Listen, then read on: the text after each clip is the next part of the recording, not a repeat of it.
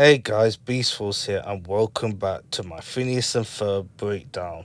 Today we're going to break down 4, 6, 8, 9 episodes of this breakdown, and then we're going to do Excalibur, Escape from Phineas Tower to Minor Monogra, which we need the first introduction of Monty Monogra, and people saying Beast Force, where is 370B? Well, this is the only incomplete half an hour episode, which given that a Phineas and Ferb Family Christmas was developed a standalone 11-minute segment of 317A. So the honorary of 370B goes to Swinton, which makes no sense because this episode is in season 1, but why? Because of the missing slot. Today we're going to focus on the topic of the artistic change of Phineas and Ferb throughout seasons. Season 1 focused on the many things with silly expression with the visual identity, with the more goofy characters fitting of the design, and it focused on thicker outlines, deep shading, sketchier lines, and all of that. As the finale of season 1 has thinner lines in the outline, more grounded character movement, and non-model expression, which brings it on to season 2.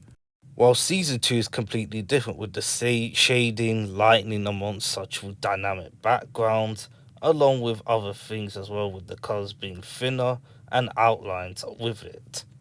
Season 3 goes absolutely mayhem with dynamic shadows, background textures, new locations, and the atmosphere with the colour palettes and with the design, with the paint and all that is very well done and considered one of, in my opinion, the best one so far. While season 4, the last season, went with the shadows, with the shading, with a lot of style, with new location, with dynamic shading and extra shadows, and providing the anti from season 3, and which is very well done. I already explained it in my previous episode of season 3 if you want to look for it, but this is part of the topic that I haven't discussed yet. It shows that we're going to be seeing through episodes that transitioned into a stylish background into a more modern day background, which we see in Phineas and Ferb, which plays the ante towards the future seasons, which is very great. If this is your first breakdown and you're curious to know how the rating system works, there's a detailed description down below along with my other videos that has also had the link down below in my playlist. Bernie Pearson, Michael Digit and Tom Minton wrote an episode called Escape from Phineas Tower, premiered on October the 21st, 2011 on Disney Channel US. When Phineas and Ferb are inspired by an anti-escape chamber that Dad acquires, they decide to build a computer-controlled tower that will trap them inside and allow them to explore the world of escapement. They are having fun breaking out of the traps until the tower goes beyond what it's programmed to do. Meanwhile, Dr. Doofer invents a Rudinator to ruin Roger's meeting with the visiting dentistry from England. Nice to see you, boy. And this is the first time in present day we get to see the Finn Fletcher's antique store. The last time we've been there, and that was in 20 years into the future, as the colour looks different compared to the door, which hasn't been invented in this time and age yet. What's that thing? Just like Quantum Baru, we're inside the antique store. Escape chamber from an old vaudeville show. To the amazement of the crowd. Lawrence is going inside. There we go, thanks. How the fuck does Ferb get here? Maybe because of Mind Flip. But we get to that episode soon. I know what we're gonna do today. Suppose there's no need to wake her. It's actually the Lulu Berry version of the Quirky Worky song. What happens if I speed it up? When I speed it up, it sounds fast. And also, this will be the 5th time that Candace doesn't see Phineas and Ferb's adventure while she's sleeping. I think it's best to take her out of the equation. It's that giant throwing baby head again. Where's Perry?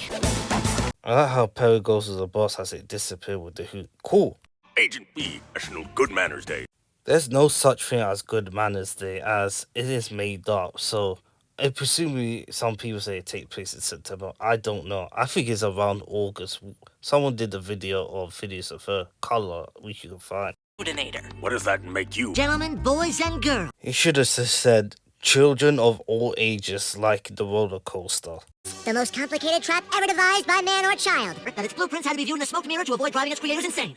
Phineas and Ferb are actually going to go in to escape the tower to challenge themselves, which is pretty unique as a difference compared to other episodes when they've been in inventions. He's really selling it hard. Trimmed it to learn as it goes. Well, we could be trapped in there forever.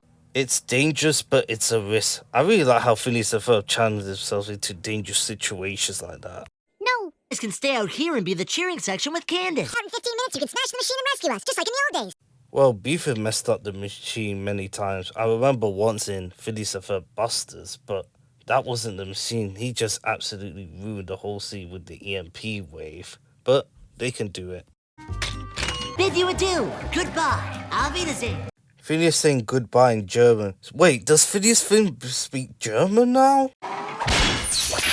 And they lock themselves to make sure they don't get out so they can get out the proper way. And Perry the Pirate still fell for traps like this. It's just not a surprise. Your tongue, but I haven't worked it out. You're better at the whole manners. Effie, you have always been my favorite. I wouldn't be surprised if he's still voiced by the same voice actor as the present day Roger, which I can hear. Heinz? That's some more! At this scene, he's not shouting at her or being disrespectful. She's saying that there's a mole in her nose, but overall he doesn't get nothing. See how that was rude, Ganchuan. If anything, I was showing restraint. You were kinda, but you weren't that rude. You didn't shout or scream out. That is rude. Or being disrespectful. That is rude. But pulling on nose, how is this rude? Ambassador from England! Etiquette country in the whole world! Well, you went to England in My Dear Stacy in season 2. I Rudinator! Waltz in and take over! Another episode where Doofus was trying to take over City Hall to become mayor to take over the tri-state area. Attract too much attention. Welcome, boys. The person who's doing the child that trapped Phineas and Ferb is Jeff Swampy Marsh, the voice of Major Monogram. Look how the tower wraps Phineas and Ferb in the cold so quickly as they are stuck. Very clever. Imagine Phineas or either Ferb go alone. It would be impossible, but I like how they're working together to get out. File this under Dungeon Escape. And they escape 2 traps in about 17 seconds. I'm not sure if it's accurate or not, but they really know how to amp it up. See you all again. We've seen that much in season 3. You can see the building there. It's starting to transition fully in season 3 now, as it's starting to show. And we get some random background characters in Davo. I love it. It brings a lot of adversity in Phineas and Ferb instead of like Mr. Garcia Shapiro. Even though I love it, but not recognizable there. Here, Perry, the catapus. Gentlemen, welcome to City Hall Etiquette Week. Some weeks in Etiquette Week take place in May or June in the US, so there's different versions of it. Beat that one. Even if they use the key, it would have taken them all day, so I like how Phineas and Ferb being smart in this situation. They're very clever. And Ferb create keys like a ladder to get up there. Very cool. Escape the relentless pull of gravity. Trap. So it's 15 minutes they've been in. It's 11:27. So they've been in for 3 and 33 seconds. Minutes in there. That is accurate, which is hilarious. Now it's 3:35 minutes they've been there. I'm counting on. Most etiquette country in the world is unbelievable. As we watched it again, the Enator doesn't fire on Roger, even though he's being rude anyway. So where could that fire be gone to? On in the limo over here. I told you to go before we left! I know Doofus was talking cat puns earlier. He could have said, he got the cat out of the bag, which would have been hilarious, or something else. Dad, I want a recall! It's... And they used their feet to stop the gravity while falling. Nice to work. Give a flying buttress. He said, I don't give a flying whatever. Imagine he said, I don't give a flying fuck. We programmed you to be more polite than this. We never got to see where the Doofus Rudinator actually hit. And it turned out to be the tower. And we didn't get to see it. And we learned that Phineas actually said polite. So we actually knew by now. That's a cool twist. I like that.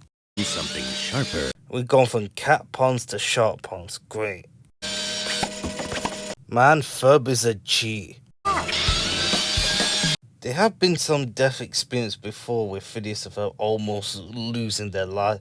One of them being the episode One Good Get Out to Do It. Was it Isabel uses her slasher with the fire circle which saves Phineas. So there have been some near experience that they almost got killed. As they're going past the poison dart, the song is called Breaking Out, as it is very similar to the supercomputer, which was in the episode in season 3. Go figure.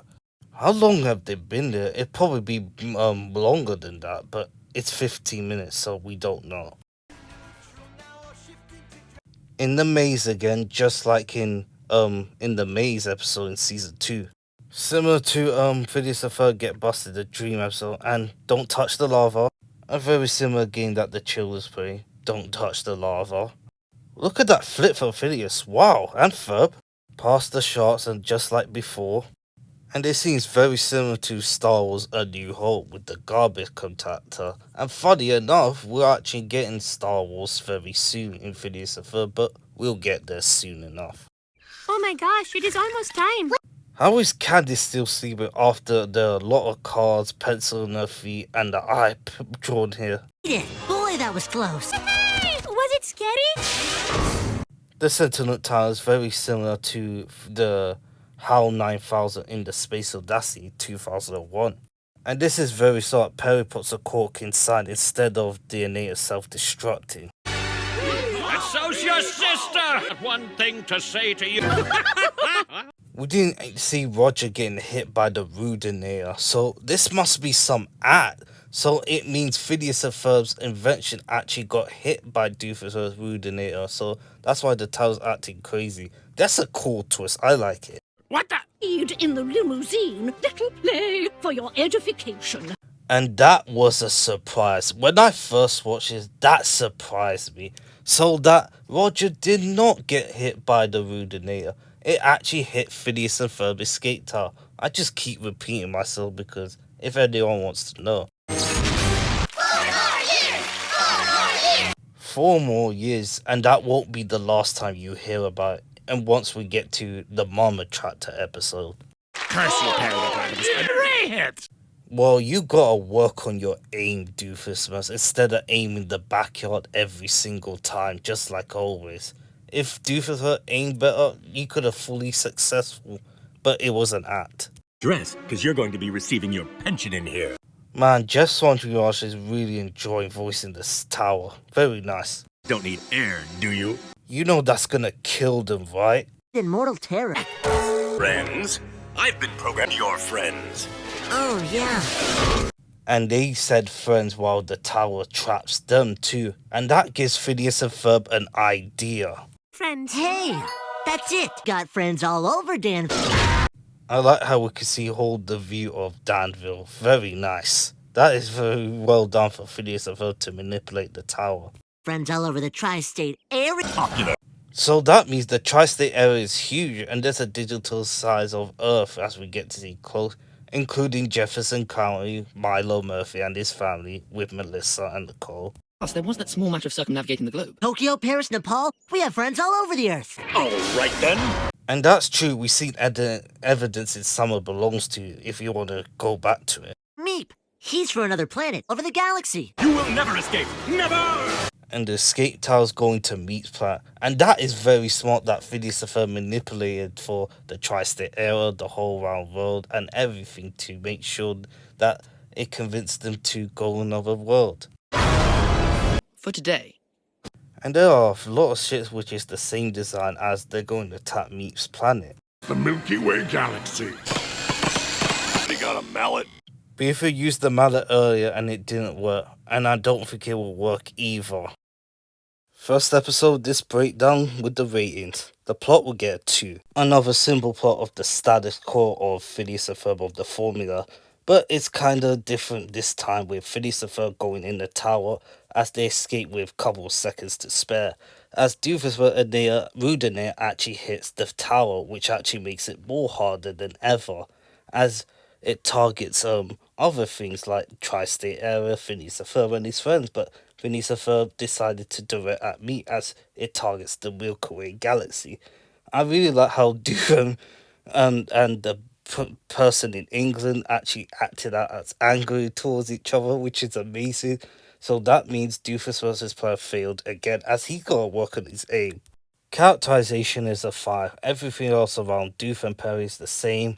It's nice to see Roger, even though he was acting rude in front of the person who's from England, but it's very nice to see them playing on the act as everyone cheers them on. But the main focus was in Phineas and Ferb in the escape tower, while Isabella, Buford, Balchi, and Candace, who was sleeping, who had to be taken out of this episode, and the tower, voiced by Swampy Marsh, who has a bit of charisma of him and a bit of a humorous of Phineas and Ferb trying to kill Phineas and Ferb, even though they got out of it sometimes. That shows you how the impetus of it and what makes it very fun, even though the stakes were high.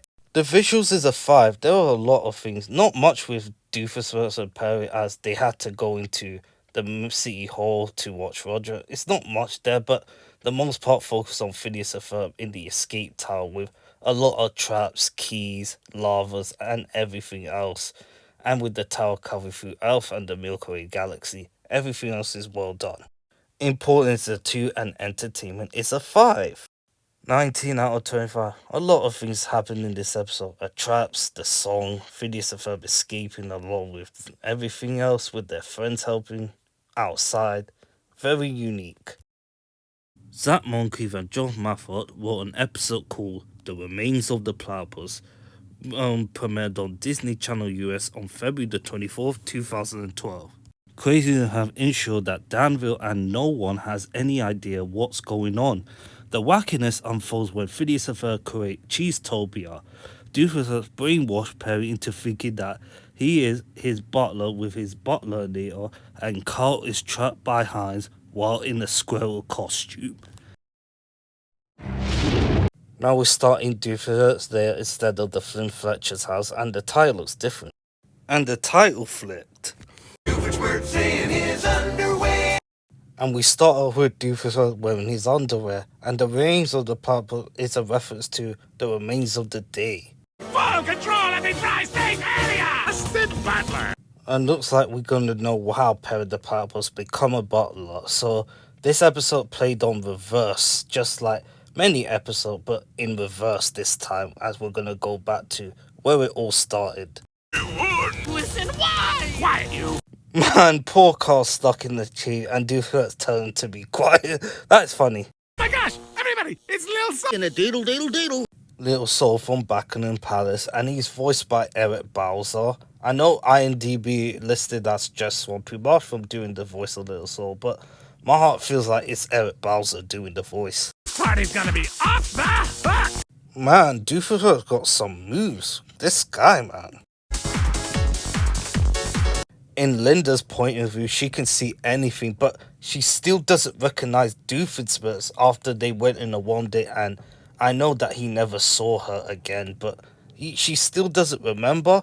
And Perry the Platypus is there. Does he know that Perry the Platypus is a butler? His cover would have been blown again, but she only looks at Carl. Pat, I'll just be leaving now. Any weirder. Well, in this episode, you're in luck, Linda. Remains, but the people have fled en masse. 5 minutes earlier. It's 8 hours and 3 minutes, it's said in the Wikipedia, but I'm actually going to do my own, so I'm going to write it there so that I remember how many hours it took. Man, he ate so much cheese. What the fuck happened to you? What happened to that guy? And if you can see evidence that Candace doesn't remember Major Monica because they're memories, so here you go. Minutes earlier.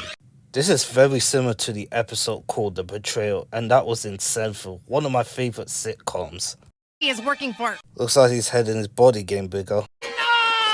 Too late! I'm surprised he didn't call him Dr. Coco, and he does get that watch back in earlier, which went backwards. The Vaporizer-inator! I already put in the count, so no need. Heated to a certain temperature, evaporate! Just like many episodes in Season 1 and Season 2, which Doofus has this, but it's temperature this time. Genius! Friction, Perry the Butler. Perry the Platypus looks good as a butler, as he's wearing that suit again since Season 2, and he's wearing pants this time. It's gonna get hot in here! Happy place! If I saw a man taking off his shirt like that, I would be just looking away. Everybody. 25 minutes earlier. They all going to meet Cheesetopia, another invention that Phineas and Ferb created. There's not much recognizable background, except the woman with the blue dress at the back with the earrings from Perry the Platypus. Oh yeah, the woman with the blue shirt is also in the movie too. You couldn't get any cheddar than this. Man, Cheesetopia looks huge in that side, and look at the backyard, it looks big in that area of this side. The song is called Cheesetopia, sung by none other than Jeff Garden, who sang another song of Phineas and Ferb, and the previous one was Only You're a Baby, which was in the the Bubble Boy story. Look at everyone's running inside to collect cheese. Natural fools. I would love to eat that. I would love to be in this place. Phineas and Ferb, Baljeet having fun as the rest. It's like Utopia. The eating contest is about to begin. Minutes earlier. Everything coming to fruition of the timeline of this episode.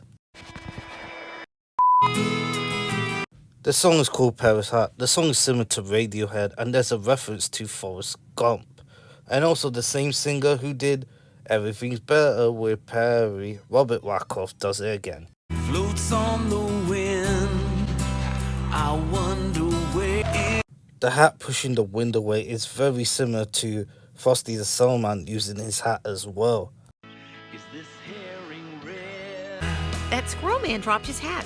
She thinks that Carl wears a fedora, but she doesn't know that Perry the Platypus is her owner, and she doesn't know that Perry's a secret agent too.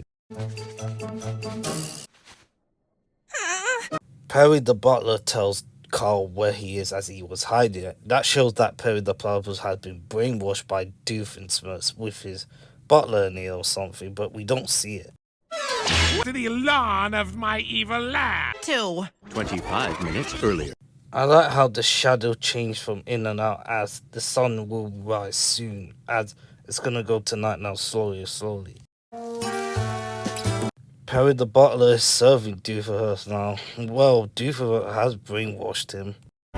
This thing, huh? Such memories. Doofenshmirtz sees the fedora as he remembers how many times that he got his ass kicked by Perry the Platypus. But it's not wild as he has been turned into a butler, but we will see how he comes back from it. Something rather sentimental about it. Squirrel caught in Danville? I never heard of this in my life. This is Agent P's hat. Well, that doesn't look good. I like how Carl contacts Major Monaghan straight away about Perry's hat going missing. You should look into it. Cheesetopia. It's Utopia with cheese. And funny enough, we all know how that ended up earlier as it focused on backwards. By doctors. Anyways. I finished my deliveries early, 6 hours earlier. Looks like we're moving back towards the early mornings as it's 6 hours. And he has a screw in the front. And look at these things in the side with all the things that there. Caged guy in a squirrel costume. I just don't know what to say about that. Stand by that metaphor. Foundation. I am on it. Get ready to get our flyer delivery. Jen, is there something you'd like to say, Addison? Looks like they're gonna spread the word just like in the lemonade stand when they were doing lemonade stuff. Pun's coming. Sounds good to me. Sorry. Cutting big cheese. Having normal cheese is fine, but having it with a burger or a chicken, that looks with a chicken burger or something, that looks yummy. Minutes earlier. But it came out LOP. Is it loud or proud or loss of pay? Take your pick. Cheese, huh? That warrants a call to mom. What was that? Can you imagine that Candace didn't look at her phone and she saw Perry in the window? His cover would have been blown again and Candace would have been memory erased again. 10 minutes earlier. Ah, jeez. Hey, where's Perry? Every time Phineas said where's Perry, it's actually the beginning of the episode, so we're actually going backward. And it is the beginning, but if you're watching it, it's actually the late. Stream close-up. A silver tray and a pair of white gloves. And we all know from the start if you're watching it backwards, but we've seen that evident that he's planning it for Perry the Platypus to be his butler, and successfully. It's Agent T. And that's a callback to Traffic Cam Keeper. And the turkey goes. Sir, we lost Agent T last November. And we saw Perry floor off earlier as Candace was looking at her phone, as we see it in a different view. 15 minutes earlier. Cheese is cool no matter how you slice it. Oh, I guess it's as good an idea. And we see evident that Cheesetopia was Buford's idea while he's making cheese puffs, as Ferb actually makes it. But you couldn't build a bread pool hot tub, and it's been a couple of episodes. Already got a whole list of them. Did happen to your first invention. 5 minutes earlier. And the entire Breaking Palace crew are in here. Little Saul and the Buckingham Palace was here earlier, so in late night they actually went to Doofus's place to have a party, which Doofus coordinated with the butler helping. A celebration-seeking rocket. And we learned that Phineas and Ferb actually built a rocket for Little Saul and the Buckingham Palace. Hey, where'd it go? Well, wherever it landed, I hope they can handle a party of that To magnitude. the present. I did some calculations and the Wikipedia actually got it wrong. It's actually 8 hours and 2 minutes, so times has passed. So in the Wikipedia it said 8 hours or 3 minutes, unless it counts towards that, but I don't know. I'm gonna go with my vote. Looks like everyone is in Deuce Lair after what happened in Cheesetopia caused by Major Monogram. Attend to the gas! Agent P, how could you have turned to the dark side?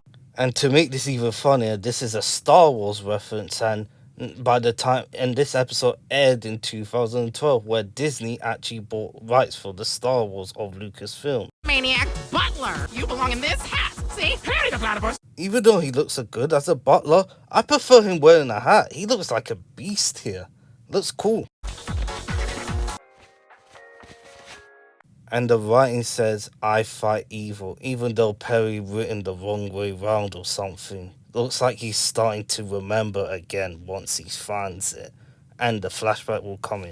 Butler and Nathan, you think you are my butler. Won't even remember that you fight evil for him. You won't even remember that you fight evil. And he wrote it just before he became a fully butler, as he was brainwashed by Dr. Doofus.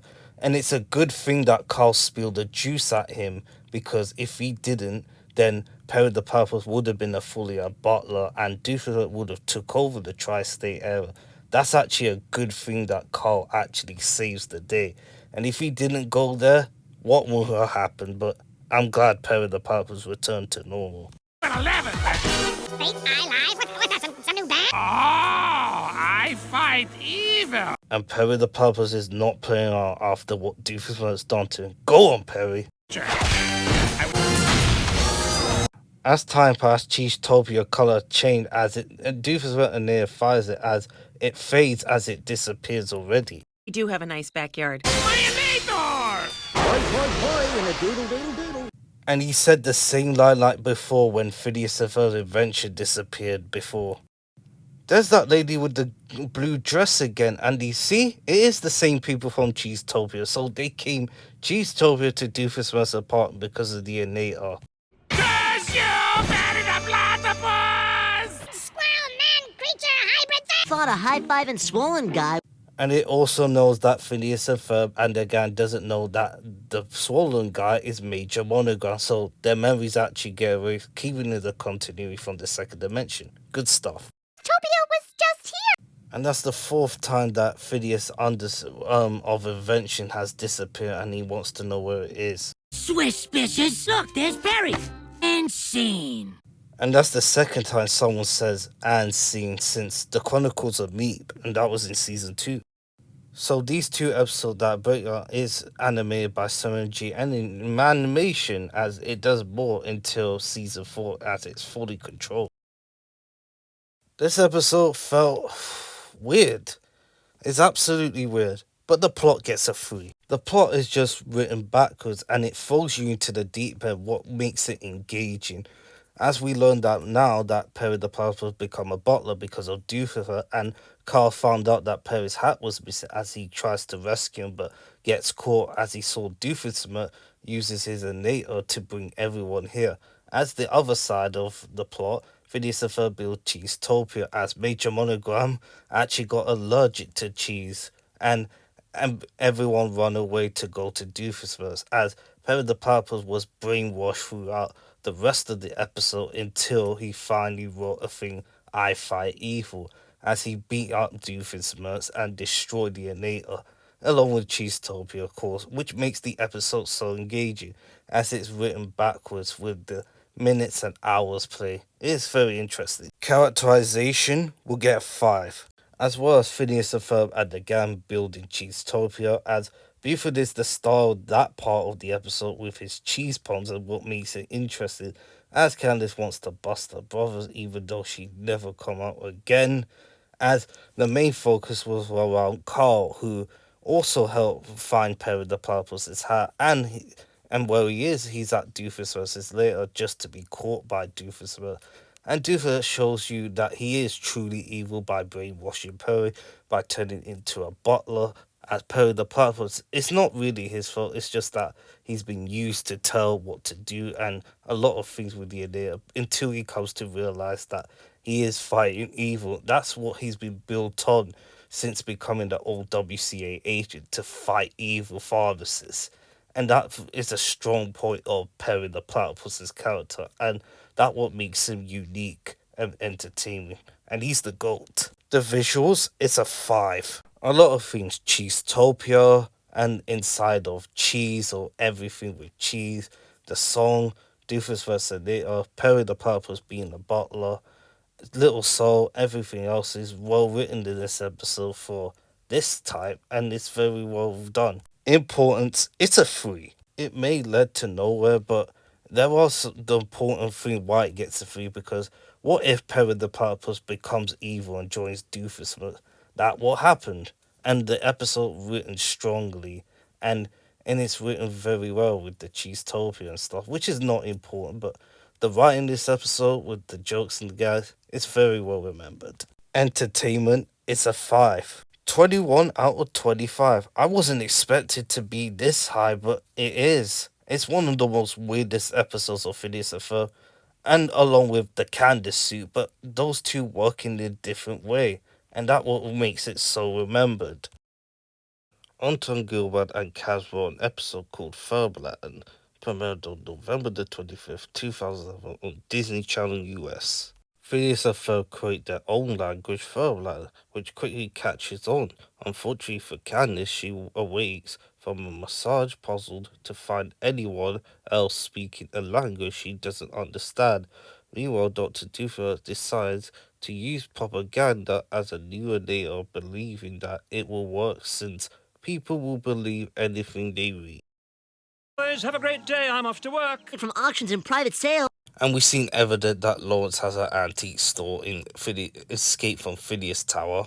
Our dad sells antiques. Ferb's breaking the fourth wall to tell that his dad sells antiques. And we see front-face Phineas at first for a while. Nice. Ferb is doing sign language with his hands. That is very, very cool from him. I know what we're going to do special. Hey. I searched it up as it is pig language with language or can't which in the world of English are altered. That's what Ferb is doing with sign language or stuff. Where's spatula? Oh, context again. He's in a bathroom where in season 5 he flexes his muscles and body in it. So it's not the same day, but it's in the similar place that I am. Agent P, sorry I'm running a little late this... Just play a flugelhorn and give them your left shoe. They're doing stuff out there. Just as always, Candace always wants to see what her brothers are doing, just like always. It's writing on a whiteboard. They're plotting, and you know what that leads to? Do you know what I do to relax? She's gonna go in the spa, isn't she? Pie and then lay down in that old sensory depper. I'm gonna go with no, but thank you. As she said no, you can see Candace's eye goes up to add the detail with it. Very nice. I don't need to relax. Time to go to the mall before they start implementing... Hey, wait a second. Are you making fun of me? And that won't be the last time in this season. Well, when Phineas and Ferb become ninjas, Linda does an impression of Candace. Oh, Norm, we rehearsed this like 1,000 times. You go and get him. Just like his first appearance when Norm tried to kill Perry, and we all know what happened. So, consider pulling off and replacing Norm's head. He mentioned Norm's head as the old head went gone forever, as it is mentioned again since Candace disconnected. What you doing? Fun. What do you call it? Ferb Latin. The sign is called Ferbladen, or Ferb, Atten, Lerb. That's the title for pig Latin. And then you say verb, and Latin becomes Attenlerb, stays or. Phone of pig Latin. Just like that, pig Latin actually gets mentioned. Good stuff. Your language is wonderful, Verb. By George, he's got it. By George, he's got it. Bye. Pause, core, and yet, front face Phineas again. Another one. K, you reach for the sky. When I first watched it, just like the Tri-Stone there, I don't understand some parts of Ferb Latin. What do you think? Do you understand some things? Let me know in the comments down below. Knuckles. Oh, baby, that's good. Jazz hands. Goodbye. You blow a raspberry. I could do it as well. If you could do it, I could do it. And he can do it as too. It is so weird, but it's pretty funny at the same time, what makes it hilarious. This is like doing fart noises instead of blasphemy. It's just like, what is this? It's Norm! I'm not gonna count that, so the innate is Norm. So I've already counted it in Grease Lightning, which is in season 1, so no need to do it. You've always had one, Norm, so you wouldn't pick at it. Yeah, Norm's doing the puppy eyes as his mouth is loose. Look at that, it looks weird. Search for the past, few hours. Propaganda! What a coincidence. While Phineas and Ferb are gonna use Ferb Latin to promote their own propaganda, which is actually strange because it's happening in 2 places at once. To influence the attitude of a community. Even message into this microphone. Help yourself. Push this button out on a leaflet. That would be weird, but that would be awesome at the same time. That's how Doofus is gonna do it, by using the thing to take over the Tri-State era by saying something with printing it in the paper. And it has a lot of serifs. My structural detail. I put the font of the serif screen just in case to show you what it means, as it has a different font compared to the other. Here's $1. Why don't you go get out of here and get a haircut or something? He's a robot, Doofus, but how's he gonna get a haircut like that? The $1. Leave the platypus. That's a reference to The Godfather. Leave the gun. Technical knowledge. Use the door. And Doofus complaining about Perry the Barrel breaking into his apartment like that while Norm's doing the same thing. It's that from you, you know. That makes it even more sense now that Norm and Perry break stuff. Do my bidding. And Doofus slap himself. That slap itself used again since Brain Drain when he controlled Perry the Platypus. Why are you hitting yourself? Why are you hitting yourself? Glitcher. Strawberry stirp. Minlerb. Airy tube. Game Ferblat. The end of the word, then add herb. Now I start to fully understand. Imagine saying football as like football, or basketball like ask it, or that's like different but strange. Chocolate and another verb is vanilla. Curb. Did that mean goodbye? 2 people starting to understand Ferb Latin. Now everyone in Danville's gonna understand it too. The Google Pet Store haven't been there for a while. And here will change your world. That there's Ferb Latin. Yeah, this is getting too weird, but it works at the same time. It's very unique. New language. Tell us all about it. The song is called Ferb Latin, just like the title, just like in many episodes that have the song and the title, as they're speaking about Ferb Latin. The guy with the blue shirt wearing a red scarf, that was he was from the Candace turned into a vampire, and there's Miss Sassy K. This is my favourite scene. We get more Finn and Bella dancing each other, plays up to the strengths of it. The guy with the glasses is Annabelle's husband. What is he doing here? So is Lulu Jones from Bustin'. They look like they're doing a rain dance. As you can see, First Mouse, he's actually singing, but I don't know. But I remember in the isolation chat of Gordy or Not, Thomas Sangster actually did songs for it. So that could be him, so I'm going to count that. As you can see far back, that's actually the Google Pets wall. Candace is there, so she will probably be there. Oh, great. Nice haircut. It looks exactly the same as before. Why is Doofus confident about this?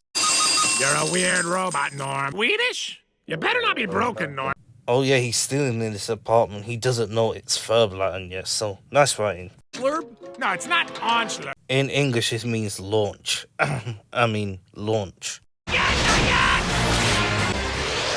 I really like how you can see the smoke spreading while Lorne launches himself up. Fall asleep. Etherb antitwerb. What? Etherb antitwerb. To be honest, I don't understand what it means. It is pretty confusing for some, but there's Mr. Garcia Shapiro. That could be his mom or her cousins.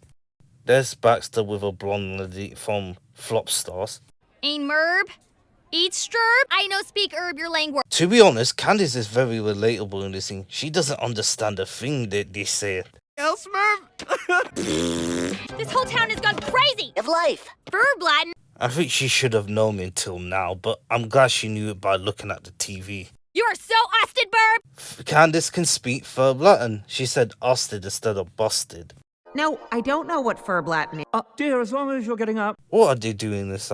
It better not be a dirty joke. Obviously not. I think they're just massaging or relaxing in there.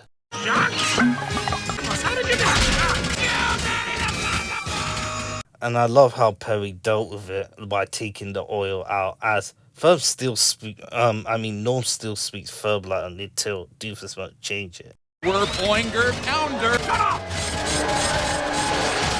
If Doofus didn't press the button of Norm, Phineas and Ferb would have been busted. But how could it be bustable? Then I started to realize that the previous invention that Candice mentioned would have come true. And look at the background, it looks so neat.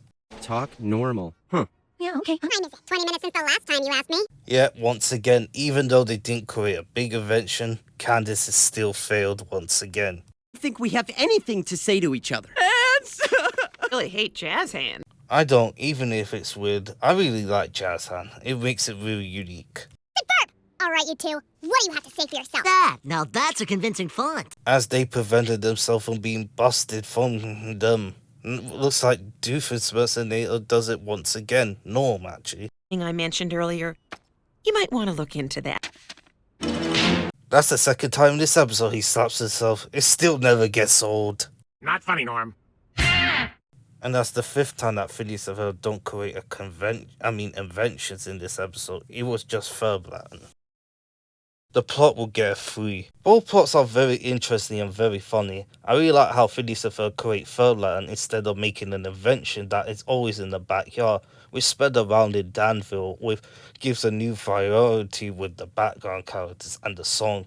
I really like how Doofus is trying to take over Danville by using the Norm button that in the back to say it, but overall they fly away and it leads to failure once again. With Perry the Platypus taking out the oil thing of Norm, it turned out to be 2 interesting plots so far. Characterization will get a 5. Phineas and Isabella, Ferb, Buford, Balgi all doing a Ferb Latin to spread all around the tri-state area. I really like the interactions and the funny gimmicks they pull with a fart noise or saying Ferb Latin in the different sentence. Candice, we didn't get much until she tried to bust her brothers in the end, which failed.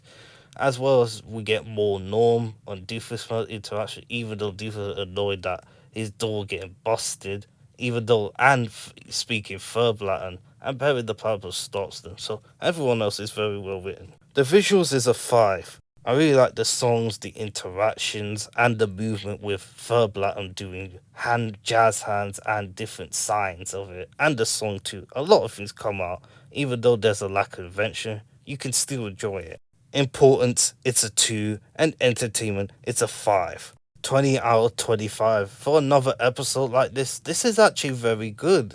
It's lower than the previous episode, 1 short, but it's actually still pretty good if you want to have it enjoy. Overall, very fun language, Ferb Latin is good, the song was good, and the guys were so amazing. Chung Suk Lee and Michael Milo wrote an episode called Lots of Larkus, premiered on November the 18th, 2000 on Disney Channel US.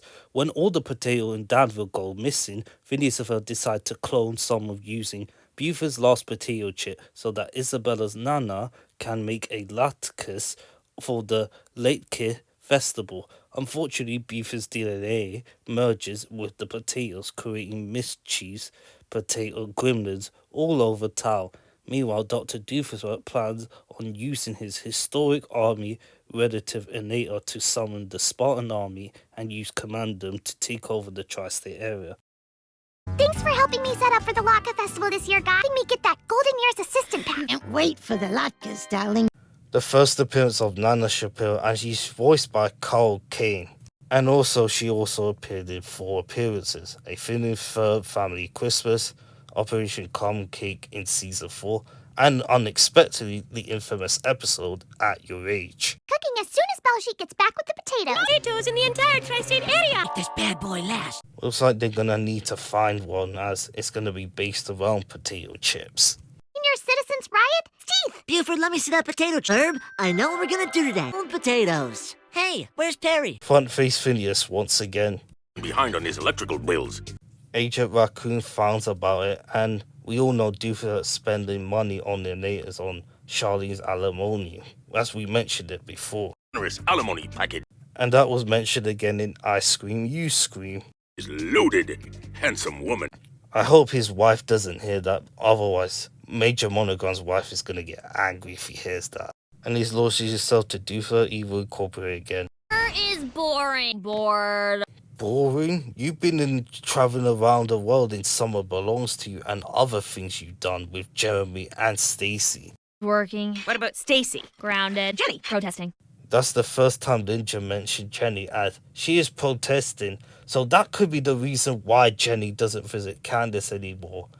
They do in season 5 in the open of Summer Blockbuster when they will do Whack-A-Mole. I think this could be also the reason why Candace didn't invite her to a summer party along with Vanessa and Stacy, who did. So, Missy, grab that pink bike. We're gonna get out and about. And we're going to see more Linda and Candace bonding, mother and daughter. Woohoo. Hooray. And Perry continues to fall for it again. It's called The Stocks, greatest historical traps of all time. So that's why he got these traps from, by reading a trap book. I would love one of those. Up. It also 10 greatest historical armies of all time. Army was fierce, unstoppable, and followed every order without hesitation. And Doofus is right. It's an inhabitant of ancient Sparta with courage and self-discipline. The Spartan general costume. And he's dressed up as a Spartan, just like a real Spartan, which is also a reference to the 300, the movie that Zack Snyder made. Spartan army sees me in this, and help me take over the tri-state area with my historical army retrievinator. Potato powered because I spent this month's alimony check on my last donator. The alimony is mentioned again. Of course, you had to waste money on potatoes, and of course, reference to potatoes for somewhere. Pairs of shoes buying up all these potatoes. The Spud's aloft. I like how Ferb scans as the potato goes out. Looks neat. Phineas? You didn't put that chip in your mouth, did you? I don't think it's Buford that's causing it, even though they think it's Buford. I think we all know it's Doofus, as we saw it. He stole a lot of potatoes because of the alimony. It's not really their fault that they think Buford does it. It's actually Doofus. Oh, guys, they're like little bullies. Ancient terror. I like my tacos. Shooting Buford potatoes would do. You and Buford go stall the seniors while the rest of us simultaneously round up the Spud spawn. A lot of S's. Luckily, there's no swears like shit. But ovary simultaneously is a word. What about society or stuff? Isn't this fun? Mom! Potato gremlins? Just like before, they looked away. Again, Linda looked away. I really love the Spartan army. Look at the designs, the shield and the swords, the different uniforms. Looks good. A Mongol army, really?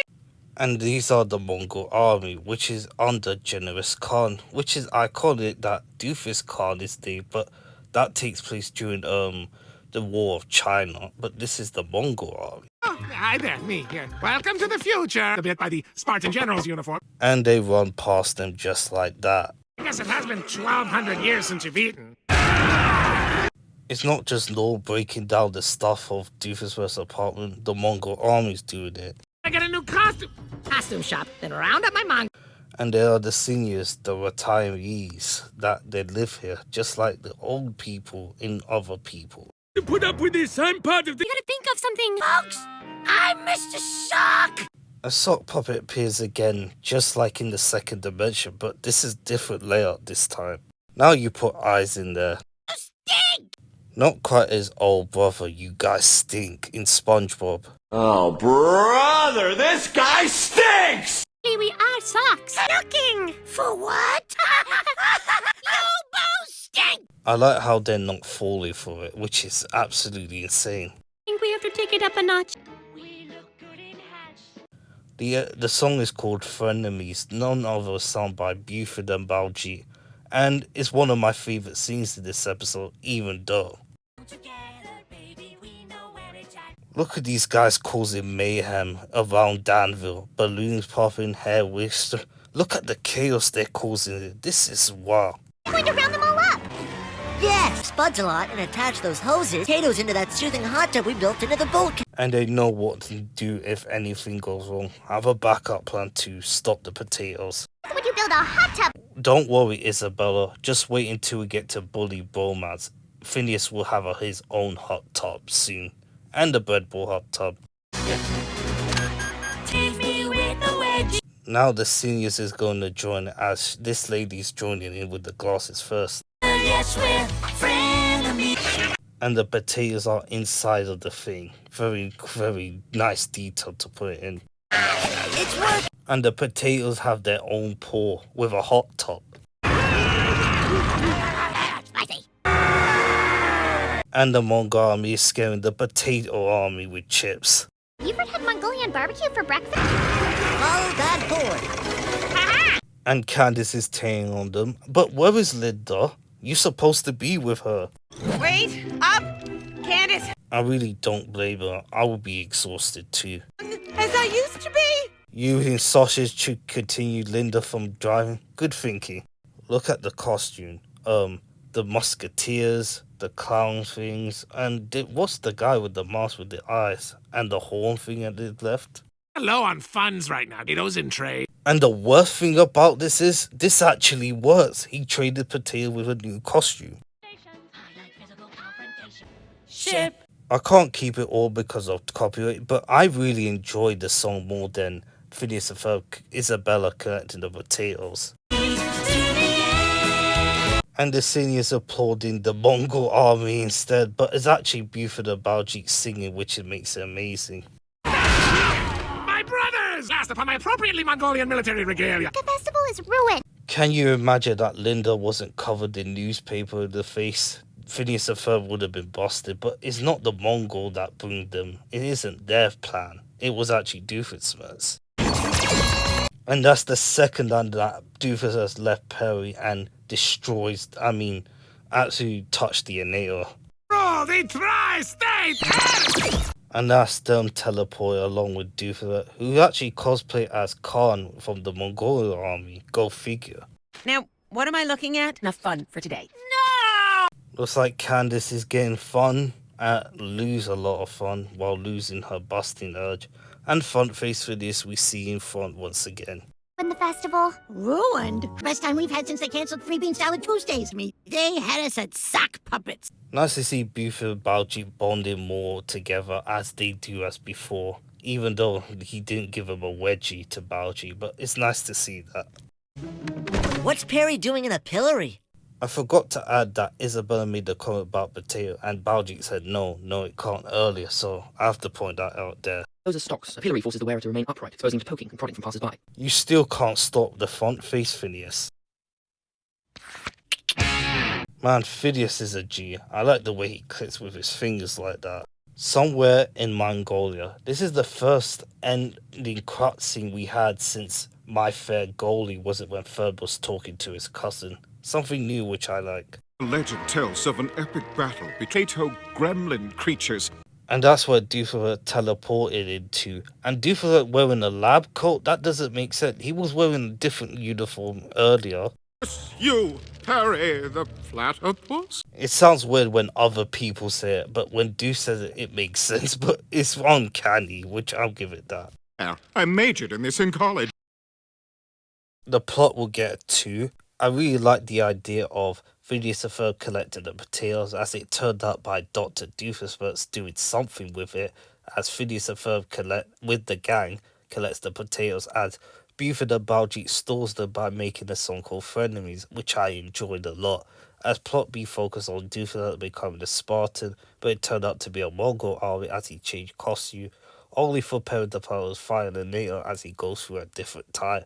Even though it became a failure, Nada Shapiro actually sees it as a success, and that which surprised Isabella. Characterization will get a 5. There are a lot to enjoy with Perry and Doof, as not as much as Doofenshmirtz would go to find the Mongolian army, as they got stuck in there, with him trying to be the leader as he does until not as much as it leads.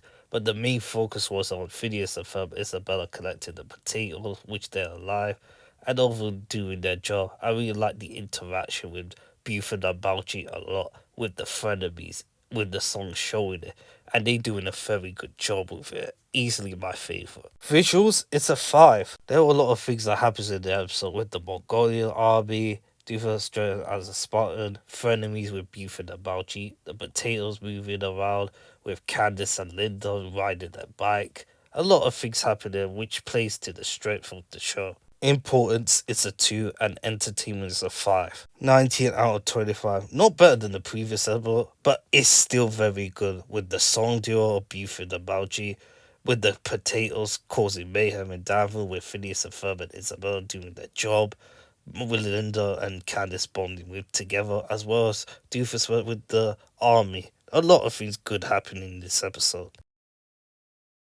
As it's going to be a short breakdown of this episode called A Phineas and Ferb Family Christmas, written by Scott Peterson, premiered on December the 2nd, 2011 on Disney Channel US. The boys decide to put on the traditional family Christmas special featuring their family, friends, and a few special guests, including Kelly Clarkson. Ladies and gentlemen, it's the 12th annual Phineas and Ferb Family Christmas. As they're having a Christmas during the summer, that's kind of strange, but okay. As they're having a Christmas special with the friends and family, and including one star guest. Singer Kelly Clarkson. Could certainly... No, sit down, relax. No, we wouldn't want you to have to work on Christmas Eve. Which is only disappointing because Kelly Clarkson known for being a famous singer throughout her life. Known for winning American Idol and also having her own show, The Kelly Clarkson Show.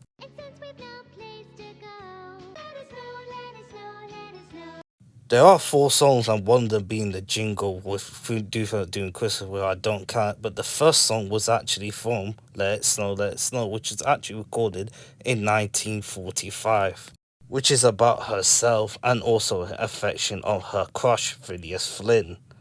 Tonight's special is brought to you by the good folks at Winter Breath Tooth.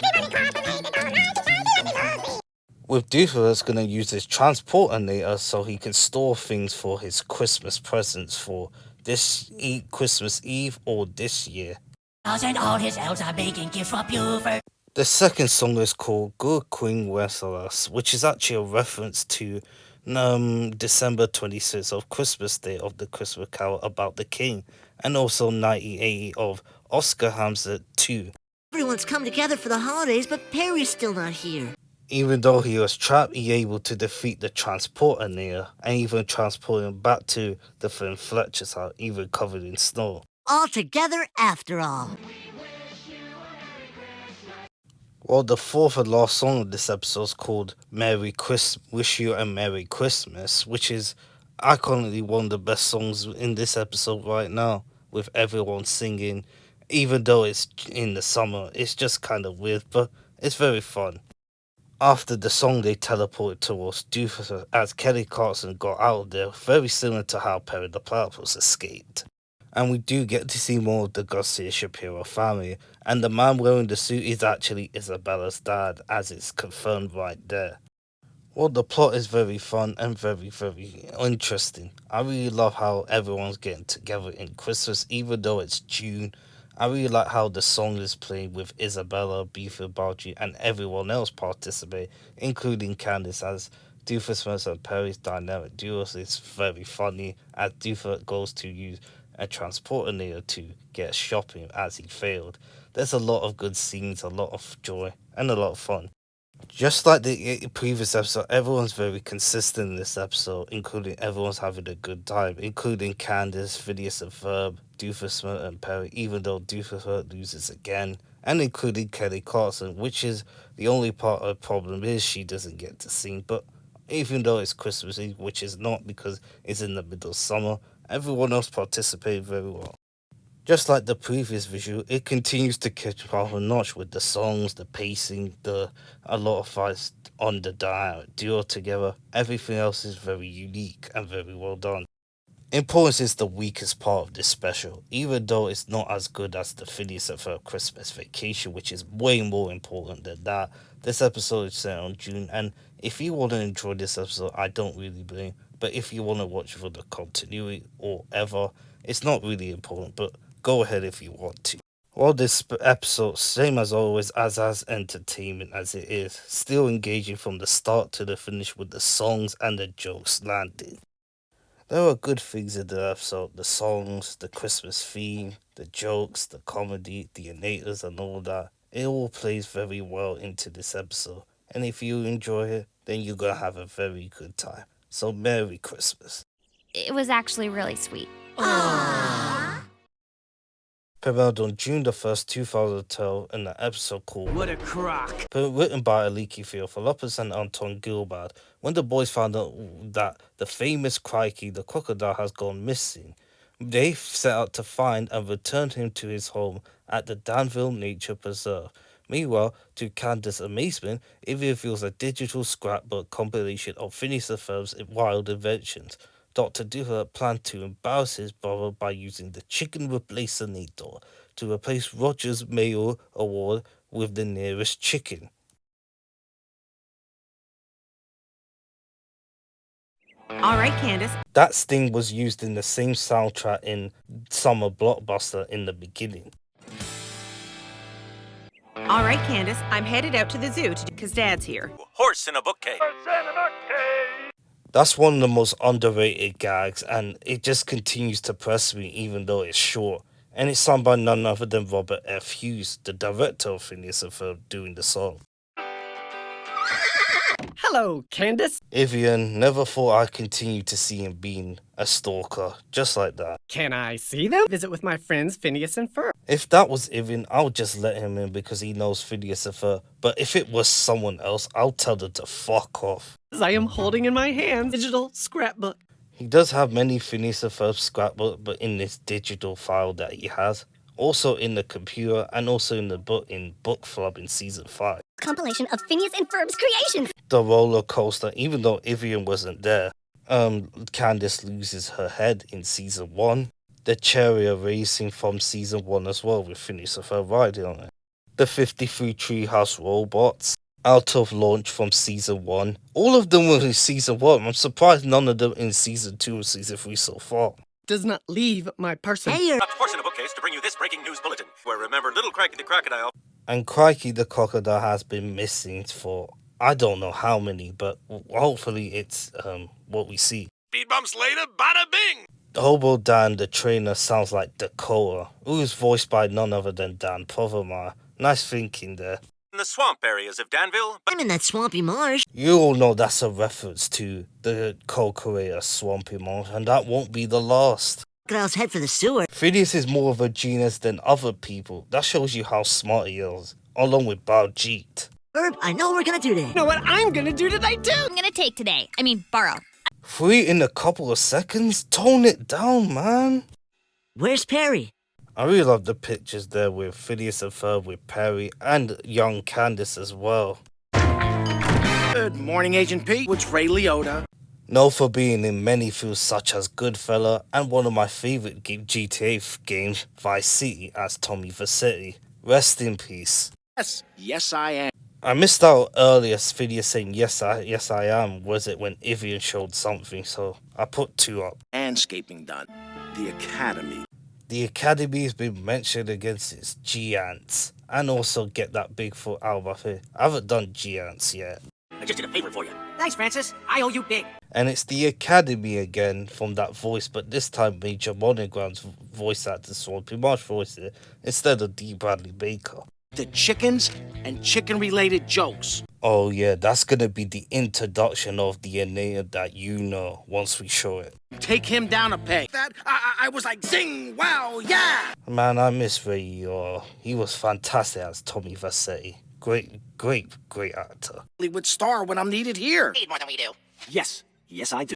And that's true. Actors, musicians, singers, rappers, they all actually get a lot of money to get paid. So he's right. and rest in peace. Rocco Locator. See that blip straight ahead of us? Well, apparently there's buried treasure. Maybe some other day. Buried treasure? I just hope this gets picked up in season 5 because we don't actually see it in season 4. Maybe I should keep this safe while we... Does not leave my person. Show it to Mom. Done with the mission, we can show her to your mother. Well, Mom is not here right now. I mean, Linda Finn Fletcher, so you have to wait until the mission is done, which you have to do anyways. Let's call it a her. Girl. I love that Ivian's mimicking Candace like that. That's what everyone does with each other. Move it, move it, move it! Down! And that's the 5th time she said you're going down, down, down since the roller coaster and other episodes, and in the musical too. Okay, I chalk that up to poor planning. I was going to say that, but you beat me to it, Doofenshmirtz, so again, you trapped yourself. My Goody Two-Shoes brother's getting an award for being the best Danville mayor ever. He said Goody Two-Shoes brother once again since season 1, Get Ready for a Treehouse Robot, which was shown in the picture earlier by Ivian. Mayor for 1 year. Man, I really love the paint that Doofenshmirtz had in the back. Looks stylish. Chicken replacinator. And that is the first appearance of the Chicken Replacinator, one of the most popular nators of Phineas and Ferb, and also in Milo Murphy's Law. And that nator gets used again in Candace Against the Universe, and it's very popular for people on TikTok, and Adam Savage making a chicken replacement for Dan Proverman to you. This nator is literally a meme, and in a good way of that. Anything it hits with a chicken, suddenly it's a chicken. Nearest chicken. And we learned about Doofenshmirtz explain how the chicken replacinator works, as it's going to be used not just one episode, it's just more in the future. You could have just done it earlier, but anyone could get out of the trap, including you, so Perry will get out of this anyway. To just some guy holding a chicken laugh. Chicken laugh. And you traced him, and he's right behind you, right there. And he's big now. Forget that I wrestled a ferocious alligator. And the episode's called Fireside Girl Jamboree. And it's a great callback because she did wrestle an alligator to get that patch. Great callback. Looks like little Crikey grew up. I just said the same thing earlier. Am I Ferb right now? As you can see, we get to see Candace's ear. Rare that we don't see her ear, but in this episode we do. Bella, execute Plan B. Okay, girls, let's line them up. I like how Phineas is not stuck like that because he knows that the Fireside Girls or Beefy and Baljeet will come back to for Japan. Phineas and Isabella, more Finabella.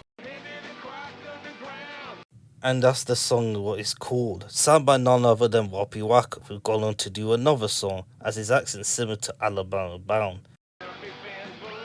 I like how they're still going even though they're on the train. South of that gator. Whoa, look at the museum outside and the pictures there were lined up. And also the lightning with shading outside the lightning. That looks very nice detail. Man, look at these paintings in the side. It looks so stunning. And there's that Picasso painting from Phineas and Ferb clip of Rama birthday. And we see the Picasso painting again. Now we fully see it. Nice shortcut. We're right behind her. If I eat 9, the 10th one is free. Reminds me of Ain't No Kiddie Ride when Baljeet was stranded there all day. Poor man. This reminds me of GTA at times with Los Santos where you get to see areas of the house, of the buildings. Look at the bird's eye view there. It looks stunning. Great work. This is an animation error. Phineas was supposed to be with Millie and Ivian was supposed to be with someone else. Ivian was supposed to be with Holly as Phineas was with Millie. That's a big error. And it switches places again with Phineas and Ferb being with Gretchen as Isabella with Holly as Ivian's riding on his own. Yes. Man, what a big award that Roger's picking up. He must be collecting those. The net again? What's that? Chickening. Man, what is with the chicken puns in this episode? As Doofenshmirtz fired the chicken, you get to see a screwdriver went missing as the chicken appears. And there's that lady from the auction from a Meatloaf surprise. Chicken jockey! And she's laughing about it. Lady, you just lost your dog. Chicken jockey! Chicken jockey! Chicken laugh. See, I told ya. And Phineas and Isabella are back to where they're placing the boat. Danville Natural Preserve. That's where the crikey should be, and rightly so. Chicken jockey! Something that I need. I really like how Doofus is having a jump scare with Perry. Perry the Platypus is Batman right now. If you want to make chicken pun, how about my chicken pun? What the heck's wrong with this? Well, Doofus must has chickened out, eh?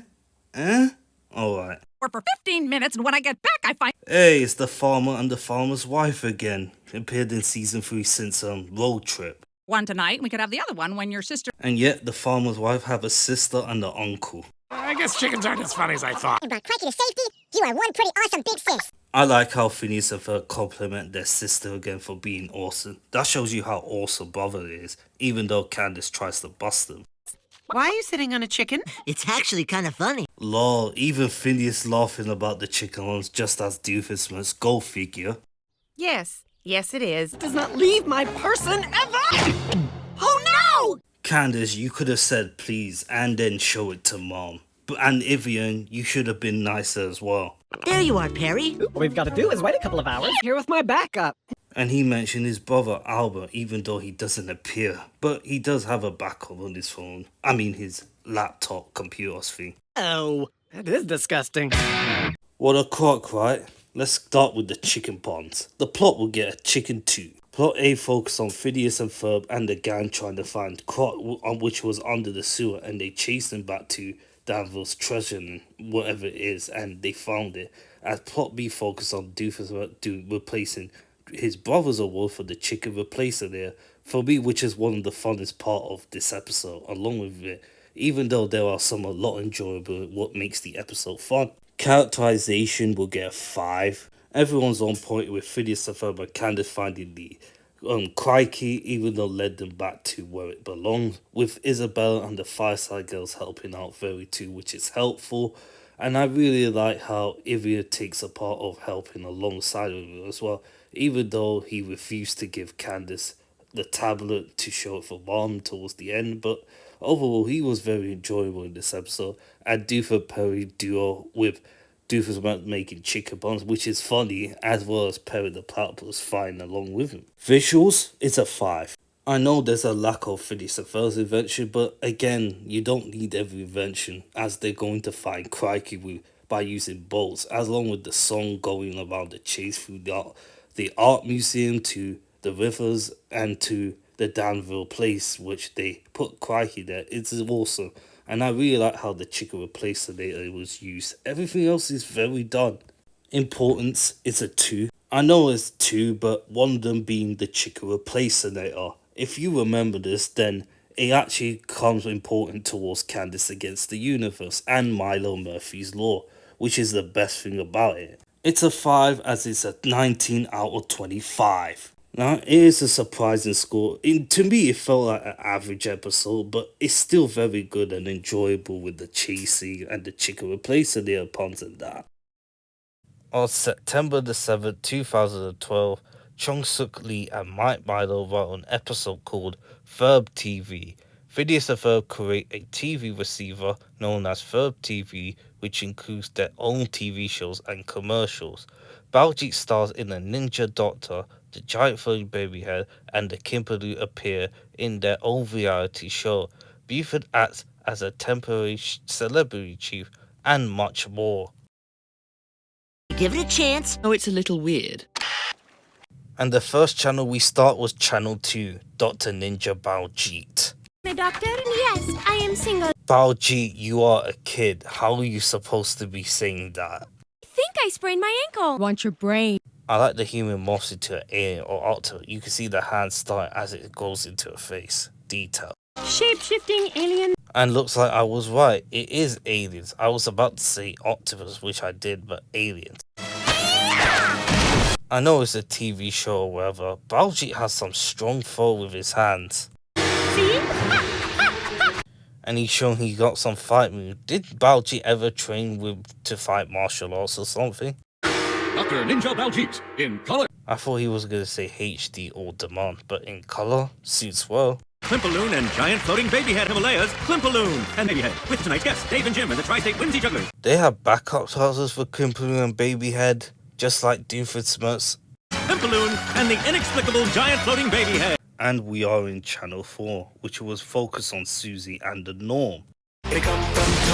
I like how the asteroid lands, as it looks smaller in this frame. I like how Norm is scary in that shot. That could be something. That's the Norm. To be honest, if this was a real sitcom, I would watch it. But even though it's for the joke, for the laugh, I would definitely watch it. It would actually be interesting. Wander into Jeremy's room like this. I know I don't remember, but I presume we've seen Jeremy's room, but the only time was it when he was phoning with Candace, so yeah, we don't get to see a full version of it. But this is the first time we fully get to see Jeremy's room, with football there, a lot of seats and chairs. Very cool. The outer space! Forgiving, like my father. Yeah, he's mentioning Dr. Doofus being his father, just like in Real Boy in this season. Quick, hide! A visual gas going on the screen said, "Your cooking stink and so do you" by Buford. That happened in Summer Belongs to You. Hey, do you mind visual gag going on here? Thank you. Surprise. What is it? Entrance!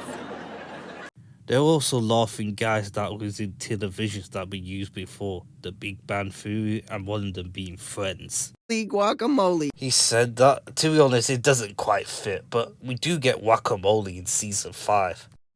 World-renowned chef, runner-up in the Tri-State Chili Cook-Off, and master purveyor of cuisine to the... Get that camera out of my face! And the person who's voicing the camera is Dan Proverman, as Buford's going to show his persona of Gordon Ramsay, as he does things like that in real life. Stinks and so do you. Which is a reference to Kitchen's Nightmare, which Gordon Ramsay was in. Gilbo. Dan Proverman said Gilbo, so I've been pronouncing his name wrong all this time. Apologize for that.